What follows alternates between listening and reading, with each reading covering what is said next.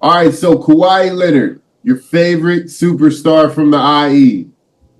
My favorite superstar. Yeah, Kawhi Leonard was ruled out indefinitely after being reevaluated by some doctors. This is after being pulled from Team USA before even playing a game. And this is after being eliminated in the first round of the playoffs, I believe, last year, and he didn't even play in the playoffs. He played a game and a half, or game, right? He played one game or two games. Yeah, one game. Like that. Yeah. What do you make of this, man? So this is the same Kawhi Leonard who didn't play in the playoffs, who was practicing and was practicing, was playing hard until like the last 3 games of the season. Then all of a sudden he came hurt out of nowhere, even though he walked off the court looking fine. He was at practice going one-on-ones, looking great. All of a sudden his knee hurts. This that Kawhi Leonard, right? This that Kawhi Leonard who couldn't play in the playoffs to help his team advance after Ballmer has spent all this money on trying to build an arena and put all these guys around him to create a championship team, a roster that looks like it could compete for a championship, who said, "No, I can't play because I'm hurt." But then a week later was accepting the Team USA jersey. That same Kawhi. This same Kawhi who actually flew to Vegas, was with the team, and then they finally, we don't know if it was Grant Hill, Team USA, or Kawhi's people, or the Clippers saying, no, Kawhi can't play because he can't finish the season. That same Kawhi. We're talking the same, like, and now you get evaluated by a fucking doctor? Yo, you know what, Kawhi? If you don't like basketball, just say it, bro. That's where I'm at with you. If you don't like hoop, if you don't want to hoop, just say it. If you don't want to hoop, just say it. But it's really disingenuous for you to do this and collect this man's money at a tune of like $60 million a year for you to show up when you want to. But we never see you get hurt. Like you said it best. You've never seen Kawhi get hurt. And I've actually looked for footage of seeing Kawhi get hurt. I can't find it. You can't Google him getting hurt. In fact, you can't even Google the injury. What's wrong with it? We don't even know what's wrong with it. Knee pain. Huh? Meanwhile, you got to, and I don't mean to make a comparison. Meanwhile, you got a guy like Zoe, who the whole world was crashing in on because he kept really getting hurt, who's doing everything he can do to try to get back on the floor. But Kawhi waits until a week before the season and say, you know what, I need to be reevaluated. I ain't playing. I'm out indefinitely. Dude, man, I'm. You know what? How about this? I'm over Kawhi. I'm over it.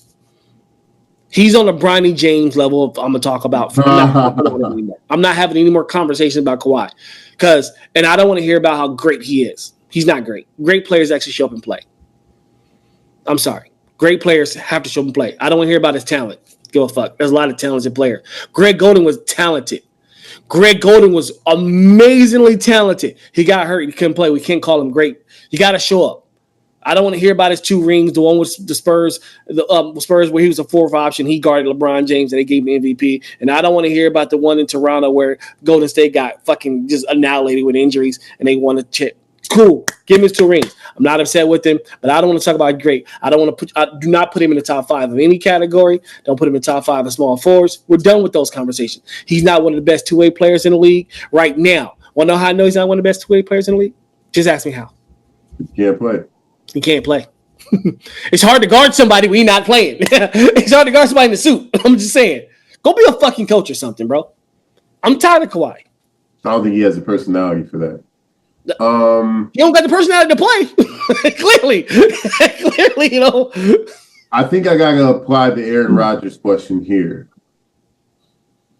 And just ask Kawhi, if your knee is that degenerative, why have you not considered retirement? He likes to And as well, I think the main issue with me and you and the rest of media and the public is that there's never an explanation. It's just it's eerie silence, and then he's injured, and they never explained it through. So walk me through this. You walked off of an NBA court after game 1 of the first round of the playoffs, and we didn't see you until the Olympics. You were walking fine. You were going to play. You wanted to play. Your team pulled you. Then you go on, we don't see you again, and then you're just all of a sudden injured? Well, why isn't there someone from the Clippers organization or someone from his PR staff? It doesn't even have to be him talking in front of the camera. Put out a press release. Say something. Talk to us. Because every time we see you, your limbs are functioning perfectly. So what is going on? Is this happening in practice? Is this happening in training? Is this a Greg Oden situation where your knee is degenerative? What is it? How do we keep arriving at this destination without understanding the journey? That's my problem with it. I'm not saying he's not hurt. I'm not saying he don't want to play. I don't want to go that far. I think Kawhi is too competitive to assume that. How do you know? He'll never play. How do you know he's competitive? When he does play, he plays hard as hell. And when he does play, he's no slouch out there. And you don't just learn skills like that by not putting in the time. Like Kawhi is a phenomenal player when he's healthy, but that's not often. So and I guess the last insult to injury for me is, okay, if you're dealing with all these injury things, why are you extending for another 3 years, $150 million? What's going on? Like, does the organization not see this? Is there surgery? Can we have surgery on the knee? Do something. Yeah, like what's going on? And no one is ever there in front of a microphone saying, hey, this is what's going on with Kawhi.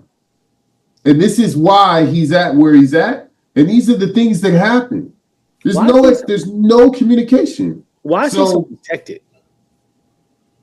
I don't know. They treat Kawhi like Michael Jordan, bro. They really do. They treat him like prime MJ, because I don't understand all this privacy and all this extra protection around him. Like, dude, if you don't want to speak, that's okay. I get it. I'm not trying to change your personality.